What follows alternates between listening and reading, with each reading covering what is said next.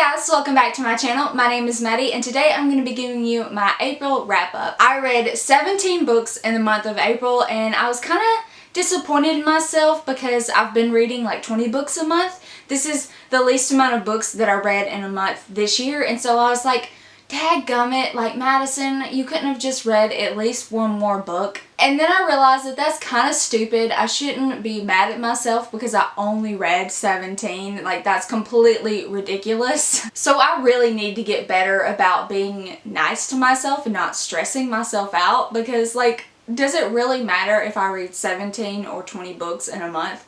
No. Anyway, I'm just gonna go ahead and get right on into the books because I feel like I'm gonna be talking a lot for these. Especially because the first book I read this month was Imagine Me by Tahira Mafi. I absolutely love the Shatter Me series. I love it so much. But I hated this book. I gave this book 3 stars. Honestly, like, it was just so bad, and like, I know people are gonna be hurt by this because, you know, like, fans of the series are gonna love the ending conclusion to the series regardless of whether it's actually good or not. But objectively, this book was so bad. If you don't know, the Shatter Me series is a YA dystopian series basically following a gang of superheroes, and it's also very heavily a romance, so if you're interested in reading it, just be aware of that. But the romance is like what makes this series so great in my opinion. Like, the characters are just so good. Well, I take that back. Warner is the only person in the love triangle that I actually think is a good character. I'm just like completely exposing my unpopular opinions here. I read the original trilogy several years ago, and then last month I read the new trilogy because the series was expanded. So I got caught up and then was able to read this new release. It's the final book and I was so excited.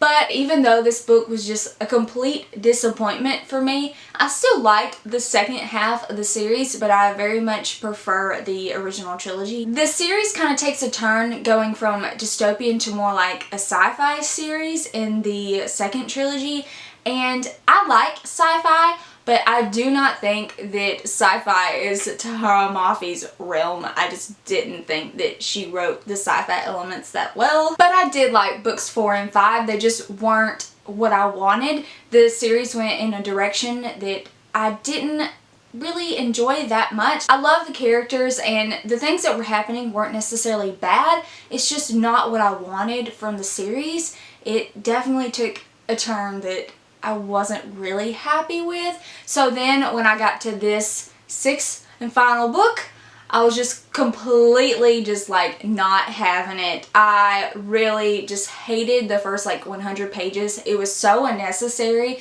The majority of this book, it felt like maybe 90% of this book are just really long, unnecessary descriptions of the sci-fi elements that are going on and all the crazy weird things that are happening, and none of it makes sense. Literally, I was like, what the heck is going on, and why do we need 100 pages describing this one sci-fi scene that doesn't even make sense in the first place? I was so bitter, but of course I continued on and I ended up liking how the series ended, but also like, I really kind of just wish I would have stuck with the original trilogy. My brain wouldn't have been tainted by the second half, because even though I enjoyed books 4 and 5, it's just not what I wanted.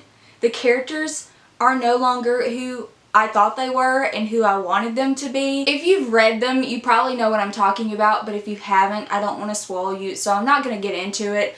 But everything just completely changes. The series is turned over on its head, and everything that you thought you knew was wrong, and I really just didn't care for it. I miss when things were much simpler in the original trilogy, because the sci-fi things that get introduced and the story just completely changing just kind of was too complicated and unnecessary in my opinion, and I felt like this whole entire second half of the series wasn't really necessary to be told.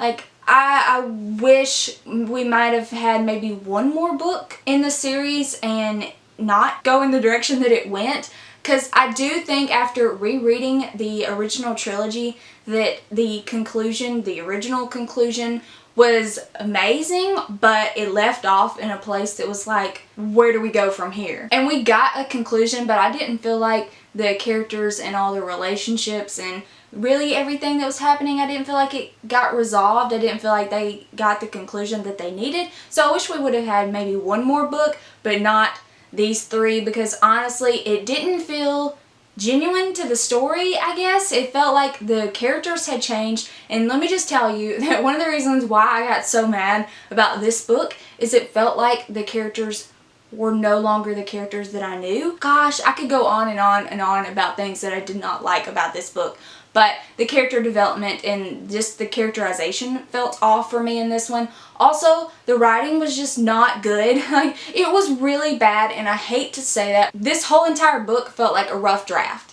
Like, it didn't feel like it had been revised at all. Gosh, it was just not good, and it was just a sore disappointment because I expected so much more from Tara Mafi, and this was just not it. Even if I liked the direction that the story was going, objectively, this was not it. I'll shut up about this now. Next, I read a cute, fluffy contemporary, and that is Love, Life, and the List by Casey West. This is actually book 1 in like a companion series in which I read book 2 in March. And then I was like, well crap, this is book 2. So once I realized that I accidentally read them out of order, I immediately went to book 1, and I really enjoyed this one. I liked the couple in book 2 better than the couple in book 1.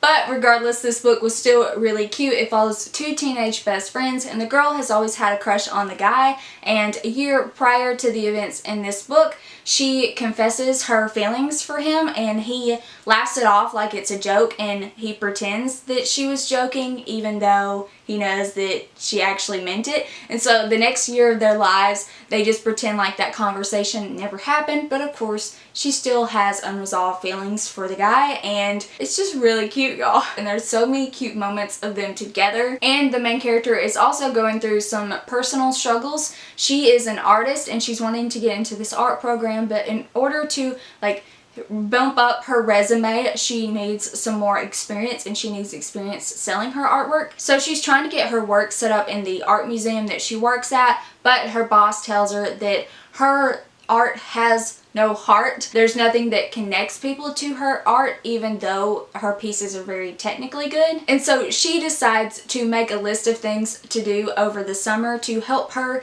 gain some experience, gain some heart, in order to put into her art. Wow, I really hate that this is all rhyming. Like, that's getting annoying. So she enlists the help of her boy best friend to complete this list of crazy fun things to challenge her and to create new experiences for her in order to add something to her art. And the main character actually has some family issues going on as well. Her dad is in the military and he is deployed, and then her mom has agoraphobia, and she's trying to help her mom and get her mom out of the house more because it's really affecting their lives, but her mom refuses to get help, and so there's a lot of discussion about mental health and going to counseling. I really liked it, and I give it 4 out of 5 stars, but I wouldn't say it's like really super great, but it was enjoyable if you like these kind of reads. Also this month, I finally finished a series that I have been reading since probably like 2015. Yes, so I started reading Prodigy by Marie Lu in 2016. I read the first book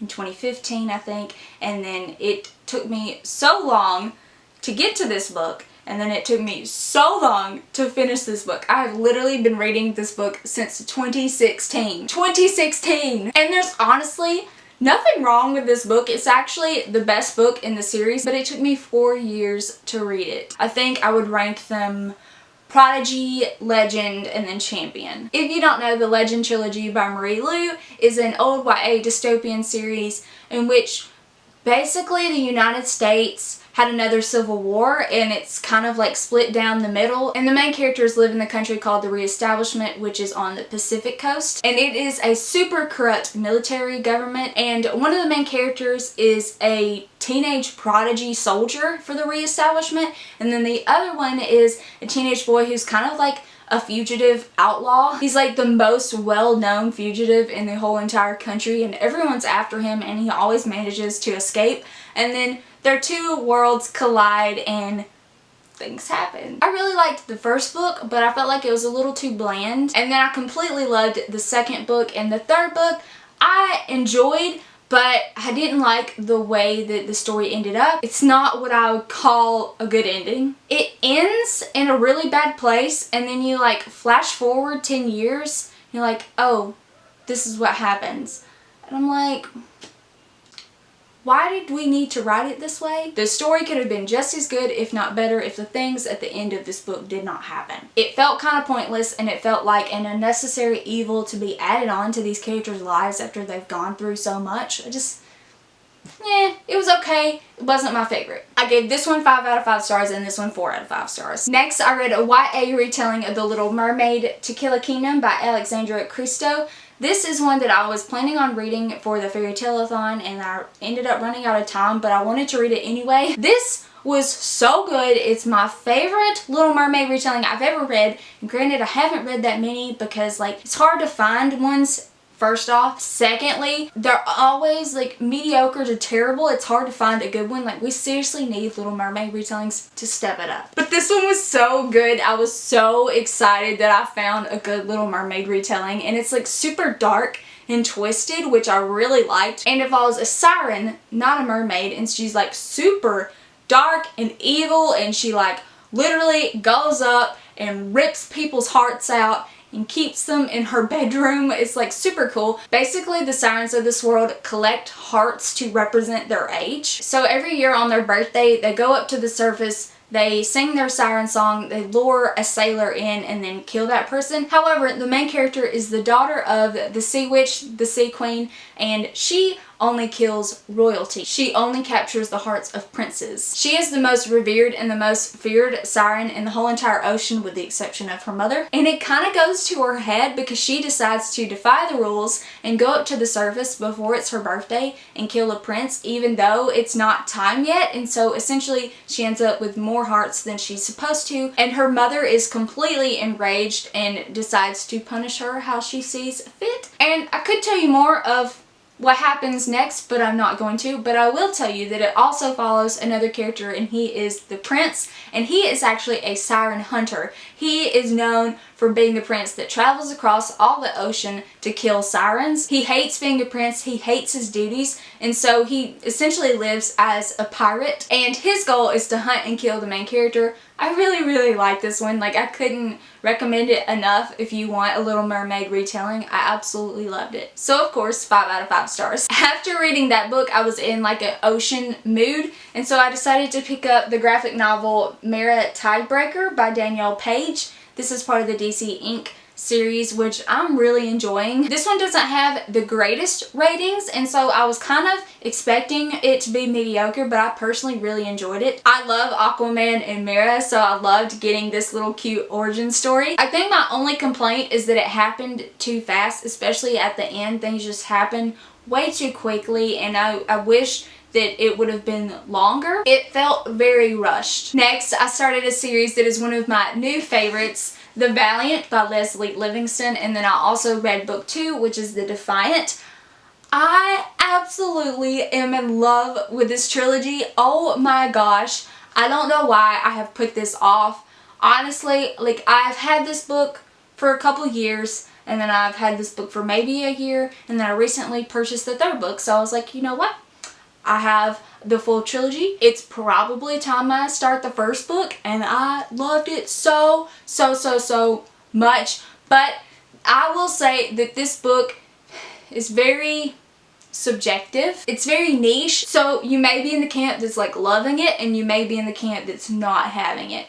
Essentially, this is a story about a female gladiator. They're called gladiatrixes, and oh my gosh, it's basically like a female version of Spartacus, and oh my gosh, this series has blown my mind so much. I absolutely love it. Like, I love everything about it. I love the characters. I love just the concept. I love the setting. I love the Roman culture. Like, oh my gosh, I can't say it enough. I absolutely loved it. I can't really put into words how much I love it. This is the kind of like movies and TV shows that I love just put into a book. Usually my movies, TV show tastes are very different from my book tastes, but this series is like the best of both worlds for me. So just take my opinions with a grain of salt, because while I may love it, this very much may not be your thing. This series follows a teenage girl named Valiant, who is actually a princess of a small kingdom in what's now known as Great Britain. And when she was young, the Romans moved in and defeated her tribe, but they left them basically to just rule themselves. They were kind of left alone after that, and so they still pretty much behave as normal when really there's always the Roman force that could always come in and force them out. But for now, they're safe. But then things completely change when Valiant is captured by a Roman slave trader, and this guy has no idea that she's a princess. He thinks she's just a slave who has wandered off. So he takes her, he sends her to Rome, and she is sold into a gladiatrix academy, and now her life is forever changed. There's tons of action, tons of battle scenes, tons of fight scenes, which I seriously love action movies, and this was just like literally like a movie playing in my head. There's also a romance that buds between her and a Roman soldier, which is like forbidden in her mind because he's the enemy, so you know. I love it. 5 out of 5 stars, both of them. I'm on the 3rd book now. I can guarantee you that it's going to get 5 stars from me as well, so you should read it. Next, I read The Cinderella Murder by Mary Higgins Clark. This is an adult murder mystery, and it's book 2 in the series, I think. The series is called Under Suspicion, and it follows a woman who is the host, the main investigator of a true crime series, and in this book she takes on a murder mystery unsolved case from like 30 years ago. And the reason why this book is called The Cinderella Murder is because the victim was killed while she was running away, and she was all dressed up in a fancy dress and shoes and everything, and one of her high heels fell off while she was running, so it's like Cinderella, very loosely. I don't have much to say about this one other than I really enjoyed it and it kept me guessing throughout. And yeah, it was a solid murder mystery book. So if you like that genre, if those are the types of books that you like, definitely you should try it. I'm not super well versed in the genre, but I really enjoyed it, so I would probably give it 4.5 out of 5 stars. Next, I finished up my buddy read with Elle for the Iron Face series by Julie Kagawa. So we read The Iron Knight and the last novella in the Iron Legends, which I believe is Iron's Prophecy. If you don't know, this is a YA fantasy series following a girl who finds out that she's not fully human, she's actually half fae, and she ends up having to go on a quest throughout the Never Never, and she gets completely wrapped up in the politics and everything that's happening in the fae world. It's a really fun old YA series, so if you like old YA, if you like books about fae, you should try this one. It's really fun. This book was actually a little bit different though. It follows the perspective of one of the love interests instead of the main character Megan, and while I really liked his perspective in the novellas, I didn't care for his perspective that much in this book. He just felt off for me, and maybe it was the things that he had to do in this book, the things that he had to conquer. He was like really not himself in this book, so it kind of affected the overall tone of the novel because it was like very like doom and gloom, very kind of depressing. There wasn't a lot of humor, there wasn't a lot of comedic relief, there wasn't really any like happy moments in between. It was just like all really daunting and heavy. It made me miss when things were light and fun, so I don't really know how to feel about this one. And then the way it left off was very abrupt, like I wanted so much more. I felt like even the epilogue did not give me what I wanted, but then what's convenient and great about that is the Iron's Prophecy is actually just an extended epilogue, which is exactly what I wanted. I think if I hadn't read the novella, then I wouldn't have liked the conclusion of the series that much. Overall, I really enjoyed this series though, and I gave both of these 4 out of 5 stars. Next, I finally read The Unfunny Mooners by Christina Lauren. This is a book that I've been on hold on Libby for half a year now, literally. I really have no idea how long I've waited, but I know it's been at least 6 months. And my loan finally came through. My hold finally came through, and I was not in the mood to read this book at all. I was so like engrossed in my fantasy, and I think I was in the middle of reading the Valiant series, so like I was like not feeling an adult contemporary romance book. But then I started it because like I wasn't gonna not read it since my loan finally came through and I've been waiting for so long. So I started it and I literally like just read it throughout the whole entire day. I didn't do anything but read that book. Like I literally started it and then finished it by the end of the day. It was just so good. I could not stop. It was highly addicting. Basically, this book starts out with a wedding. The main character is the sister of the bride and the other main character is the brother of the groom. And at this wedding, everyone ends up getting sick from the food, but these two main characters are the only people who didn't eat it, and so they're the only two people at the whole entire wedding that didn't get sick. And because the bride and groom's honeymoon vacation package is non-refundable or anything like that, someone has to take their place or else they just lose it. And so these two people who cannot stand each other decide to pose as the bride and groom and go on this vacation. And it's a crazy fun time because, I mean, it's like hate to love. What's not to love? It's so fun, so cute, hilarious. And it also has some moderately deeper topics, so it's not all light and fluff. It was a solid 5-star read. Next, I read another graphic novel, Harley Quinn Breaking Glass by Steve Poe and Mariko Tamaki. This is obviously a graphic novel about Harley Quinn. I don't know much about her character, so it was nice getting to know a little bit of an origin story for her. It's completely not at all what I expected, and honestly, like, I was so confused. But I feel like if I had read more comics, then I might would understand this a little bit better. It was fun, fast, interesting, completely unique. I don't really have much else to say about it other than I gave it 4 out of 5 stars. If you like Harley Quinn or villains or morally gray characters, then you should give this one a try. Next, I finished my reread of the Hunger Games trilogy with Lacey, and we read Mockingjay by Suzanne Collins. I pleasantly was surprised by this book. I was surprised by how much I liked this book because I remember absolutely hating it. This is only the second time I've read this series, so it was very interesting to see how my opinions have changed from like when I was 15 or 16 years old. Oh my gosh. I remember hating this book because I hated everything that was set in District 13. I thought it was so boring and nothing was happening, but this time that was kind of my favorite part about the book. I really enjoyed the beginning, and I didn't like the second half so much when they're actually in the Capitol. Sorry if that's a spoiler. I feel like most people have read this by now. I felt like the second half was way too rushed, and I felt like there were so many things missing. And this book kind of solidified my opinion that the movies did it better. Don't come at me, but the movies did this series better in my opinion. Especially with this third book, because they split it into 2 movies. They were able to add so much more to the story, so much more detail to the story that this book really glosses over. And because it was so fast paced, like, it really didn't hit me emotionally like it should have. And like, obviously we all know that there's character deaths in this book, and those really didn't affect me because it was just like bam, bam, bam. Like, we don't even have time to mourn people. It wasn't what I thought it was. It wasn't how I remembered it being, and I really, like, my opinion has changed. I think the first time I only liked the second half of the book and I hated the first part. Now I like the first part and I didn't like the second part that much. Regardless, this might be my favorite book in the trilogy now. I'm really mind blown by this experience, by this reread, because I did not expect my opinions to change that much. I would say this one is probably a 4.5 star rating. And lastly, in the month of April, I continued on with my reread of the Percy Jackson and the Olympian series by Rick Riordan. So I read The Sea of Monsters and The Titan's Curse. I liked this one.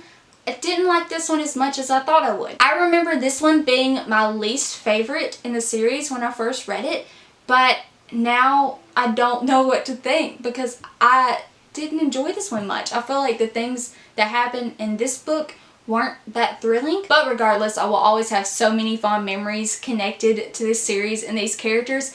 And quite honestly, like, I know I liked the Heroes of Olympus series even more, and that's pretty much the reason why I'm rereading the first series, because I feel like I can't read the second series and justify that without rereading the first, because I haven't reread these books with the exception of the first one. So I really didn't know what to think going into this reread because I had not reread these books, and I will have to read more in this series to really get a feel of how I'm feeling. I still give them 5 out of 5 star ratings just for nostalgia reasons, but I do think that this is an incredible middle grade series. It will always be amazing, but for some reason on this reread, knowing what's gonna happen makes it less enjoyable for me, which doesn't usually happen for rereads. Usually already knowing the story doesn't affect my enjoyment of the reread, but this time it did.